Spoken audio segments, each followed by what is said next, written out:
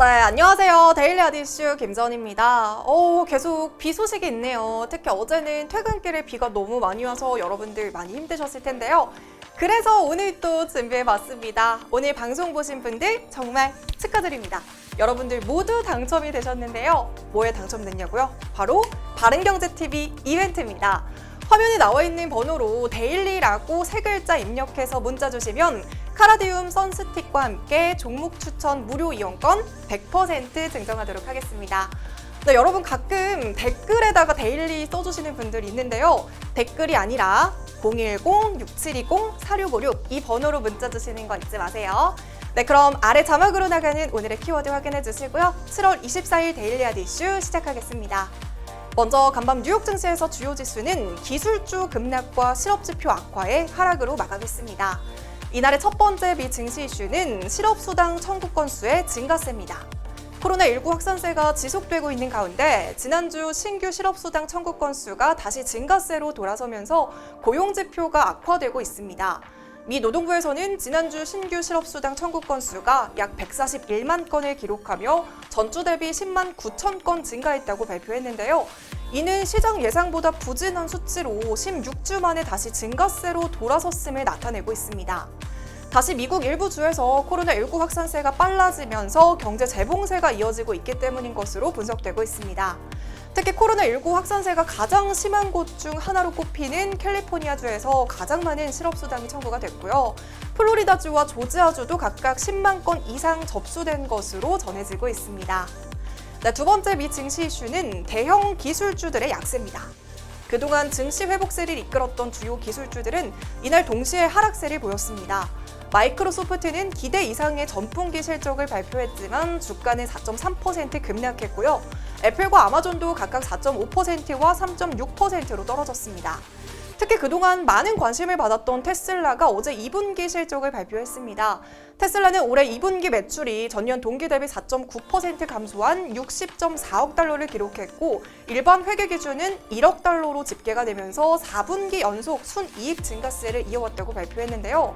괜찮은 2분기 실적을 내놓았지만 테슬라 역시 5% 급락하면서 마감했습니다. 네, 마지막 미 증시 이슈는 미중 갈등의 격화입니다. 미중 갈등이 고조되고 있다는 점도 부담으로 작용하고 있습니다. 미 국무부는 휴스턴 주재의 중국 총영사관 폐쇄를 전격적으로 발표를 했고요. 도널드 트럼프 대통령은 다른 중국 영사관도 폐쇄할 수 있다고 경고를 했습니다.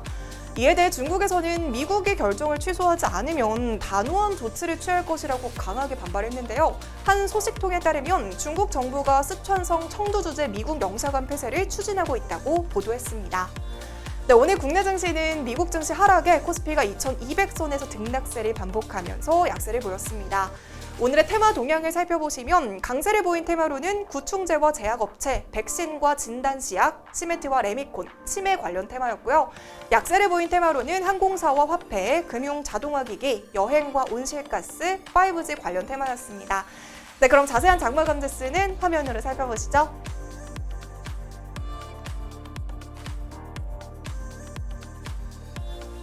네, 그럼 이어서 국내 경제 이슈 알아보겠습니다. 오늘의 국내 경제 이슈는 서울 지하철에서 5G 터진답니다.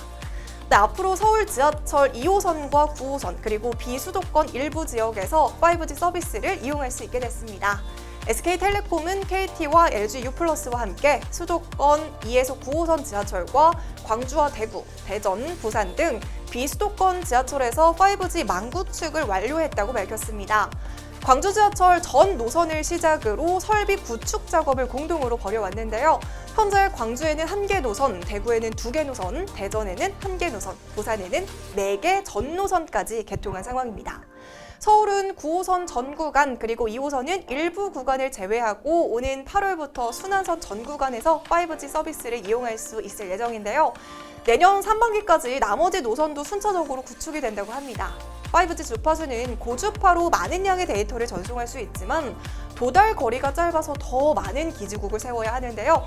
평균 150에서 200m 간격으로 설비를 설치합니다. 지하철은 운행이 중단되는 새벽에만 하루 2시간에서 3시간씩 작업이 가능해서 그동안 5G 구축이 빠르게 이루어지지 못했는데요. 올해 5G 인프라 확충을 위해 시설 조기 투자 노력을 이어가고 유동인구 밀집 지역과 주요 고속도로, 공항과 빌딩 등에서 망구축을 확대할 계획입니다. 네, 그럼 본격적으로 오늘의 이슈 살펴보겠습니다. 과연 어떤 이슈들이 있었을까요?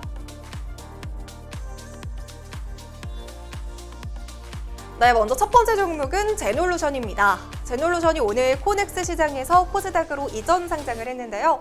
첫날 장 초반 강세를 보이면서 따상에 성공했는데요. 이후에 오름폭을 반납하기는 했지만 그래도 제놀루션이 어떤 기업인지 설명 먼저 드리도록 하겠습니다.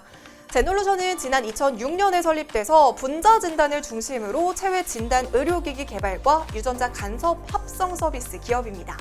2015년 코넥스 시장이 상장된 이후 성장성 특례 제도를 통한 코스닥 이전 상장을 추진하면서 올해 초 이크레더블로부터 A등급 평가를 받은 바 있습니다.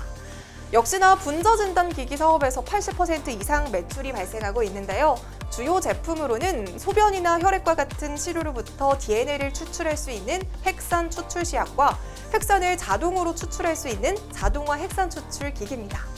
제놀루션에서 하고 있는 사업의 특징은 장비 판매가 늘어나면 동시에 시약 판매도 증가가 된다는 사실인데요. 장비를 이용하면 카트리지 타입의 핵산 추출용 시약이 필요하기 때문입니다. 또한 분자 진단 서비스는 개인 맞춤형 정밀의학 트렌드에 따라서 부각이 되고 있는 의료 영역이기도 한데요. 제놀루션에서 개발한 핵산 추출 장비는 이미 2014년 출시가 된 이후부터 꾸준히 성장세를 지속하고 있습니다. 더불어서 WHO에서는 코로나19 바이러스 진단 방법으로 분자 진단 검사를 제시하기도 했는데요. 이에 따라 1분기 제놀루션의 장비 판매량이 급증하면서 1분기에만 연간 판매량을 3개월 만에 넘어서기도 했습니다. 업계에서는 글로벌 기업들의 제품과 비교를 했을 때 제놀루션의 제품이 핵산 추출 소요 시간과 가격 경쟁력 측면에서 강점을 가졌다고 보고 있는데요. 덕분에 실적도 올해 1분기에만 작년 영업이익에 비해서 무려 5배나 급증했습니다. 네, 이번 수요 예측에서도 기관 투자자를 대상으로 한 예측은 1161대 1을 기록했고요. 공모가 역시 희망밴드 상단인 14,000원에 형성이 됐습니다. 이에 따라 오늘 시가는 공모가의 딱 2배인 28,000원에 형성이 돼서 장 초반에 따상에 성공하면서 상한가까지 도달했습니다. 하지만 상승폭을 반납하면서 긴 윗꼬리를 달면서 소폭 상승하는 데 마쳤습니다. 네, 두 번째 종목은 코아스템입니다. 줄기세포 치료제 회사 코아스템에서 루게릭병 치료제인 뉴로나타 알주의 임상 3상 계획이 미국 FDA 승인을 받았다는 소식이 전해졌습니다.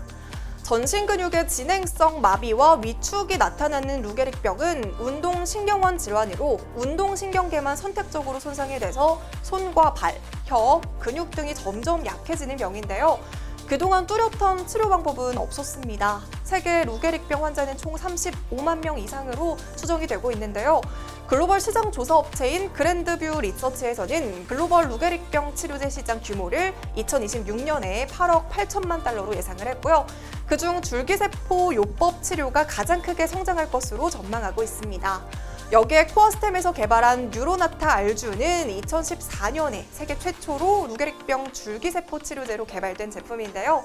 루게릭병 치료제가 희소한 상황에서 비교적 명확한 임상 결과로 품목 허가를 받았고요. 현재 국내에서 처방 중에 있습니다. 또한 이 치료제는 2018년 8월에 미국 FDA로부터 희귀 의약품으로 지정을 받기도 했는데요. 이번에 미국 FDA로부터 임상 변경 승인을 받는 대로 한국과 미국에서 동시에 임상에 착수할 계획이라고 합니다.